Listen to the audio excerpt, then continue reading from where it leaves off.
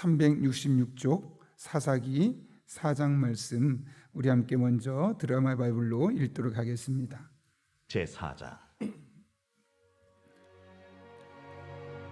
에훗이 죽으니 이스라엘 자손이 또 여호와의 목전에 악을 행하매 여호와께서 하솔에서 통치하는 가나안 왕 야빈의 손에 그들을 파셨으니 그의 군대 장관은 하로셋 학고임에 거주하는 시스라요.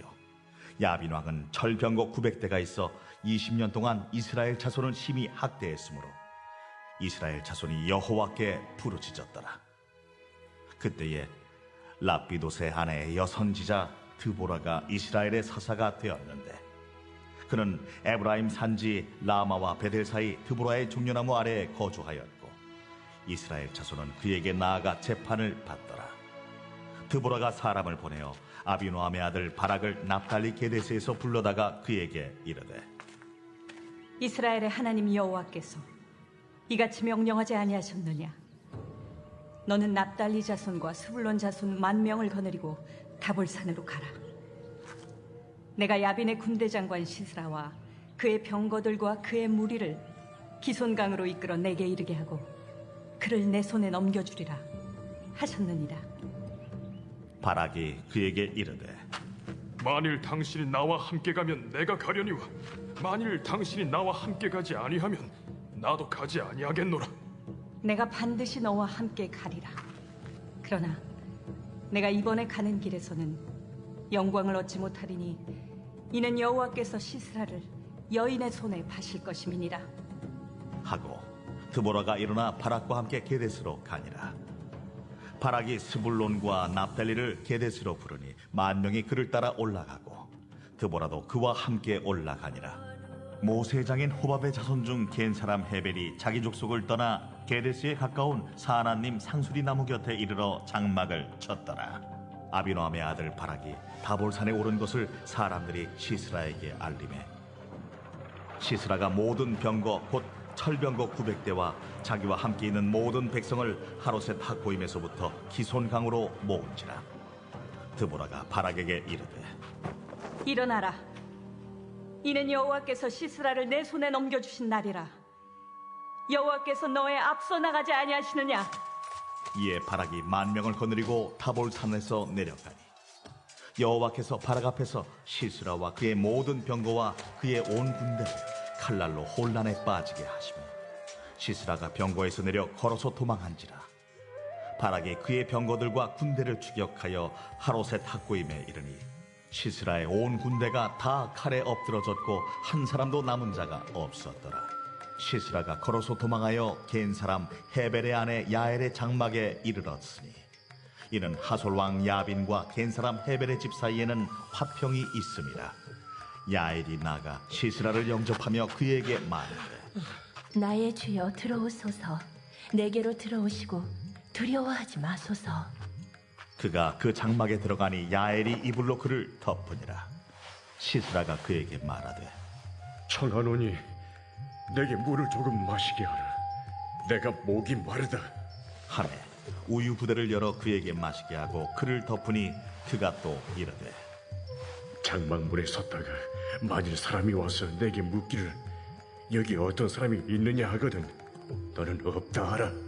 하고 그가 깊이 잠드니 헤벨의 아내 야엘이 장막 말뚝을 가지고 손에 방망이를 들고 그에게로 가만히 가서 말뚝을 그의 관자놀이에 박으매 말뚝이 꿰뚫고 땅에 박히니 그가 기절하여 죽으니라. 바락이 시스라를 추격할 때에 야엘이 나가서 그를 맞아 그에게 이르되 오라, 내가 찾는 그 사람을 내가 내게 보이리라. 바락이 그에게 들어가 보니 시스라가 엎드러져 죽었고 말뚝이 그의 관자놀이에 박혔더라. 이와 같이 이날에 하나님이 가나안 왕 야빈을 이스라엘 자손 앞에 굴복하게 하신지라. 이스라엘 자손의 손이 가나안 왕 야빈을 점점 더 눌러서 마침내 가나안 왕 야빈을 진멸하였더라. 아멘. 예전에 제가 이산이라는 드라마의 연주자였던 그 송솔라모 씨의 플룻 연주를 직접 들을 수 있었던 계기가 있었습니다. 정말 그 연주를 들으면서 참 잘한다, 역시 전문가라 다르구나라는 생각을 하는데 그때 문득 그분이 일반적인 플루트이 아니라 갑자기 쇠 몽둥이 같이 얇은 파이프를 꺼내는 겁니다. 저희는 그거 가지고 도대체 뭐 하려고 하나 했더니 거기에다가 입을 대고 노래를 불렀더니 신기하게 그 겉으로 보기에는 그냥 단순한 쇠 파이프에 불과한데 그곳에서 노래소리가 나는 겁니다. 그것도 일반적인 플룻과 전혀 다른 그 쇠 파이프만 갖고 있는 독특한 음색으로 소리를 내는 것이었죠. 그 자리에 저뿐만 아니라 수많은 분들이 계셨는데 그 모습을 보면서 정말 많이 놀랬던 적이 있습니다. 그때 제가 한 가지 깨달았던 것은 이 쇠 파이프가 누구의 손에 들리냐에 따라서 용도가 훨씬 달라지고 가치가 달라지는구나 라는 것이었죠. 만약 그런 쇠 파이프를 그냥 지나가는 고물상에 던졌다면 어떻게 됐을까요? 그냥 녹아져 있고 어쩌면 녹이 슬어서 특별한 것에 쓰이지 못하고 어디에 어떻게 사용되는지 그 출처도 모를 수 있었을 겁니다. 저 같은 사람에게 만약에 주어진다면 그걸 가지고 쓸 용도가 하나도 없기에 그냥 내버렸겠죠. 시골에 농사 짓는 사람에게 준다면 고추대를 세우는 일에 사용될 수 있었을 테고요. 이처럼 어떻게 보면 아무것도 아닌 것이 어떤 사람 손에 들리냐에 따라서 전혀 다른 가치로 이제 쓰이고 보여줄 수 있는 것이죠. 평범한 쇠 막대, 쇠 파이프였지만 이 송솔나무 씨의 손에 붙들리는 결과 세상에 하나밖에 없는 독특한 음색을 내는 악기로 사용될 수 있었던 것처럼 우리네 인생도 그렇습니다. 누구와 함께하고 누가 주도적으로 이끌어가서 누구의 손에 붙들려 사느냐에 따라서 그 인생이 다를 수밖에 없습니다. 어쩌면 우리 인생은 참 연약하고 부족하고 남들에 비해서 내세울 것이 없었다 할지라도 하나님이라는 분의 손에 붙들려 쓰게 되어지면 우리가 가진 기본적인 조건보다 훨씬 더 아름답고 귀하게 사용될 수 있는 것이죠. 오늘 본문을 통해서 우리가 이 같은 사실을 다시 한번 확인하게 됩니다. 오늘 본문은 사사 드보라에 대해서 우리에게 설명을 해주고 있는데요. 오늘 본문은 재미있게도 드보라만 설명하는 것이 아니라 드보라가 이렇게 하나님께 귀하게 쓰이고 있는데 그에 반해 그 당시에 정서적으로 볼 때 남성이었던 바락이 어떻게 되고 있는가에 대한 부분을 사실 비교하면서 사용되고 있음을 보게 됩니다. 여러분, 먼저 이 드보라가 어떤 사람입니까? 4절 보면 그때 라피도세 아내 여선지자 드보라가 라고 말합니다. 일단 그녀는 여자 선지자였습니다. 여자 선지자라고 부른 경우는 거의 처음이라고 봐도 될 정도로 그 당시에 드문 여성으로서 이렇게까지 되는 것은 결코 쉽지 않았습니다. 더군다나 이름의 뜻은 꿀벌, 그러니까 이름만 봐도 연약하고 그래서 특별한 일 할 수 있을까 정도의 기대감밖에 줄 수 없었던 여성이었죠. 그런데 그랬던 여성이 어떻게 되었습니까? 사사가 되었다는 겁니다. 이스라엘 백성들의 영적인 리더가 되었다는 것이죠. 그래서 그녀가 하는 일을 보게 되면 5절에 이스라엘 자손이 그녀에게 찾아가서 재판을 받았다라고 말합니다. 많은 사람들이 그녀를 찾아가서 조언을 구할 수 있을 만큼 그녀는 이미 한 여성으로서의 상황을 넘어서서 이스라엘 공동체에서 아주 중요한 역할을 감당하고 있었음을 보게 되죠. 심지어 6절을 보게 되면 어떻게 말합니까? 바락이라는 남자를 불러서 그에게 하나님이 이렇게 말씀하지 않았느냐, 너는 나가서 싸워라 라고 말할 정도로 하나님의 메시지의 통로가 되었고 그렇게 바락을 통해서 하나님의 일을 해나가는 그런 귀한 여성으로 또 여자 선지자로 오늘 본문에 등장하는 것을 보게 됩니다. 반면 그 라피도세 아내 여선지자 드보라에 비하면 바락이라는 사람은 이름부터 뭔가 특별한 기대감을 줍니다. 이름이 바락, 번개, 천둥 이런 뜻을 갖고 있습니다. 왠지 그 이름만 들으면 저 사람한테 뭔가 기대가 되고 큰 일을 해낼 것처럼 보입니다. 그런데 오히려 그에게서 보이는 모습들은 전혀 다른 모습이죠. 하나님께서 6절과 7절을 통해서 드보라에게를 통해서 내가 너를 통해서 이렇게 일하겠고 그 족속을 너의 손에 넘겨주리라 라고 이미 말씀하셨습니다. 근데 바락이 어떻게 말씀합니까? 8절, 바락이 그에게 이르되 만일 당신이 나와 함께 가면 내가 가려니와 만일 당신이 나와 함께 가지 아니하면 나도 가지 아니하겠노라 하니, 당신이 나와 함께 됩니다. 어떻게 보면 그 이름 천둥 번개라는 이름에 걸맞지 않는 모습을 그가 보여주고 있지요. 그 결과는 어떻게 됩니까? 9절에서 그 영광을 내가 얻지 못하고 한 여인이 얻게 될 것이다 라고 이야기를 하고 있습니다. 실제로 그 뒤에 이어지는 전투 장면에서도 보면 14절에서 보게 되면 드보라가 바락에게 이르되 일어나라, 이는 여호와께서 시스라를 내 손에 넘겨주신 날이라. 여호와께서 너희 앞서 나가지 아니하시느냐. 주춤하고 두려워하는 바락을 앞에서 이끌고 그에게 지도하고 있는 드보라의 모습을 보여주고 있는 것이죠. 오늘 이렇게 본문은 드보라와 바락이라는 사람, 이름만 보아도 또 그 당시의 성별만 보아도 누가 봐도 바락이 멋지게 더 귀하게 특별하게 쓰일 것처럼 보이지만 오히려 오늘 본문은 그것이 아니라 그 당시 여성이라는 사회적인 지위가 낮음에도 불구하고 또 여성이 갖고 있는 힘이 연약함에도 불구하고 오히려 하나님 앞에 더욱더 귀하게 쓰여 있는 그런 드보라의 모습을 상대적으로 우리에게 보여주고 있죠. 그렇다면 여러분, 드보라와 바락의 궁극적인 차이점이 어디에 있었겠습니까? 드보라는 하나님의 음성을 듣고 하나님의 뜻을 분별해낼 수 있는 지혜가 있는 사람이었고, 그래서 그녀는 철저하게 하나님만을 의지하게 되었고, 바락은 하나님의 음성 스스로가 분별해낼 수 없기에 누군가 그에게 말해주지 않으면 앞도 뒤도 볼 수 없는 그런 꽉 막힌 사람이었음을 보여주게 되는 것이죠.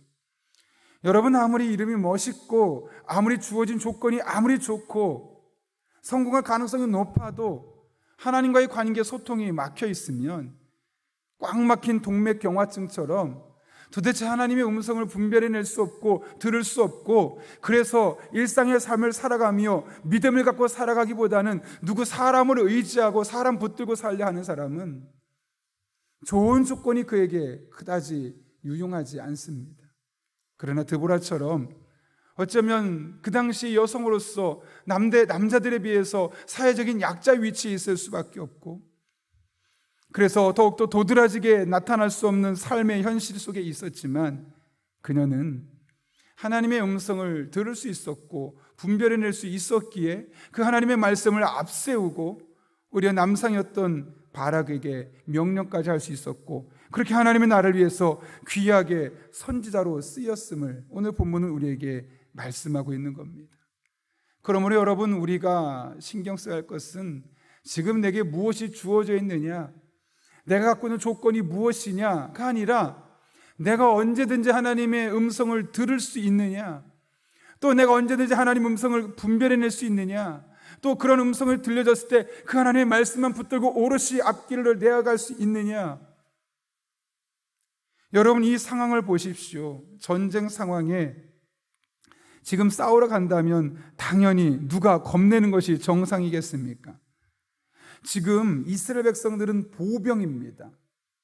보병이 전부였습니다. 그러나 여기 보시게 되면 2절에 보게 되면 가나안 왕 야빈이 어떻게 되어 있습니까? 3절에 보게 되면 철병거 900대가 있습니다. 탱크가 900대가 있는 겁니다. 싸워서 도무지 이길 수 없는 상황입니다. 그렇다면 사실 여선지자 드보라는 마음에 두렵과 떨림, 어쩌면 전쟁터에 나가는 것이 쉽지 않았을 겁니다. 그럼에도 불구하고 그녀가 믿음으로 담대하게 나갈 수 있었던 것은 이렇게 하나님의 말씀이 그녀의 삶에 분별될 수 있었고, 그러기에 그 하나님의 말씀을 붙들고 상황이 어떠한지에 상관없이 믿음의 길을 걸어갈 수 있었던 것이죠. 이렇게 두 사람을 갈랐던 가장 근본적인 차이는 사실 5절 말씀이 있습니다. 그는 에브라임 산지 라마와 베델 사이 드보라의 종려나무 아래 거주하였고 이스라엘 자손은 그에게 나아가 재판을 받더라. 이 재판을 받는다는 이야기는 오늘날 우리가 생각하는 것처럼 사법부 그곳에 가서 땅땅땅 잘잘못을 가린다기보다는 오히려 다양한 삶의 문제들과 고민이 있을 때 그것을 판단해주고 그녀의 지혜를 통해서 사람들의 문제를 해결해 주는 것을 의미합니다. 다른 말로 말하면 여선지자 드보라는 한순간 하나님의 음성을 들을 수 있었던 사람이 아니라 끊임없이 하나님의 말씀을 읽고 듣고 판단하며 사람들 앞에 그 말씀을 전하는 그런 분별력 있는 삶을 살았던 사람이었다는 것이죠. 여러분, 이 세상에 어떤 것이든 한순간에 되는 것이 없습니다. 차곡차곡 쌓아가는 겁니다. 그럴 때 그것이 결국 실력으로 드러나고 그것이 영적인 힘으로 나타나는 것이죠. 오늘 드보라가 하나님의 음성을 분별해내고 그 말씀을 붙들고 바락에게 명령하고 전쟁터에 어떻게 보면 당신이라 가라고 하나님이 말씀하셨으니까 충분히 가라고 하고 자기는 뒤로 빠질 수 있음에도 불구하고 친히 현장까지 나가서 지휘할 수 있었던 이유는 평소에 하나님의 말씀을 가까이 하며 이스라엘 백성들이 찾아와서 고민할 때 또 스트레스 받을 때 그들에게 말씀을 상담해주고 말씀으로 그들의 삶의 길을 가르쳐 줄 수 있었던 여성이었기 때문이라는 겁니다. 그러므로 여러분, 우리가 하나님 나라 위해서 귀하게 쓰임받길 원한다면 하나님의 말씀을 늘 가까이 하며 그 말씀이 주시는 지혜와 능력을 우리 것으로 삼는 것이 필요합니다. 그러하게 되어질 때 여선지자 드보라처럼 어쩌면 여자라는 아주 부족한, 어떻게 보면 상대적으로 열세에 속할 수밖에 없었던 성별을 가지고 있음에도 불구하고 하나님 나라를 위해서 귀하게 쓰임받을 수 있었던 드보라처럼 우리 또한 하나님의 나라를 위하여 하나님의 영광을 위하여 쓰임받고 또 그렇게 믿음으로 담대하게 우리에게 주어진 일상을 살아나갈 수 있는 것입니다. 그런 맥락에서 우리가 매일매일 아침에 하나님의 말씀을 이렇게 듣고 이 말씀을 통해 주시는 지혜를 내 것으로 삼는다는 것은 어쩌면 오늘날 여선지자 드보라는 없지만 우리가 여선지자 드보라처럼 하나님의 나라를 위해 쓰임받을 수 있는 그런 아주 그 중요한 이 길 중에 하나가 될 수 있는 것이죠. 남들에 비하면 내세울 것 없을 수 있습니다. 여러분의 상황을 보면 너무나 지극히 평범해서 내가 하나님의 나라를 위하여 혹은 내 일상 속에서 하나님의 은혜를 어떻게 충분히 경험할 수 있을까? 그런 의구심이 들 수밖에 없을 겁니다. 그러나 여선지자 드보라가 끊임없이 하나님의 말씀으로 사람들에게 권면하고 그들의 삶의 문제에 지혜를 주고 그들의 삶에 도움이 되어지는 삶을 살았을 때 그것이 결국 그녀에게 믿음의 길이 되었고 그것이 결국 하나님의 음성을 분별해낼 수 있는 길이 되었고 그를 통해 하나님 나라를 위해서 쓰임받았던 것처럼 우리 또한 하나님의 영광 위에 쓰임받고 또 그렇게 우리가 하나님께서 쓰시는 일꾼으로 사용될 수 있는 것이죠. 오늘 우리의 삶이 겉으로 보여지는 번개, 천둥 같은 좋은 조건을 가졌지만 하나님과 꽉 막힌 관계가 아니라 꿀벌, 연약해 보이고 부족해 보이고 가지고 있는 조건 자체 너무나 열악했지만 하나님의 말씀을 붙들고 귀하게 쓰임받았던 여선지자 드보라와 같은 삶을 사는 그런 저와 여러분 한 분 한 분 될 수 있기를 예수님의 이름으로 축원합니다. 우리 함께 기도하겠습니다. 거룩하신 아버지 하나님, 오늘 하나님의 말씀을 통하여 우리 한 사람 한 사람이 바락 같은 삶이 아니라 드보라 같은 삶을 살 수 있음을 알게 하시고 그와 같은 삶을 사모하게 하시는 은혜 진심으로 감사를 드립니다. 아버지 하나님, 우리가 겉으로 주어진 조건에 따라 살아가는 삶이 아니라 그런 것과 상관없이 늘 하나님의 말씀을 가까이 하는 중에 하나님의 뜻을 깨닫고 하나님의 음성을 분별하고 하나님의 말씀을 따라 믿음으로 살아가는 주의 종들 되게 도와주셔서 우리가 어떤 상황에 놓여 있는지와 상관없이 여선지자와 드보라와 같이 하나님의 영광을 위하여 하나님의 나라를 위하여 믿음으로 나아가며 쓰임받는 하나님의 사람들 되게 하여 주옵소서. 오늘도 우리를 그렇게 사용하실 줄로 믿사오며 예수님의 이름으로 기도하옵나이다. 아멘.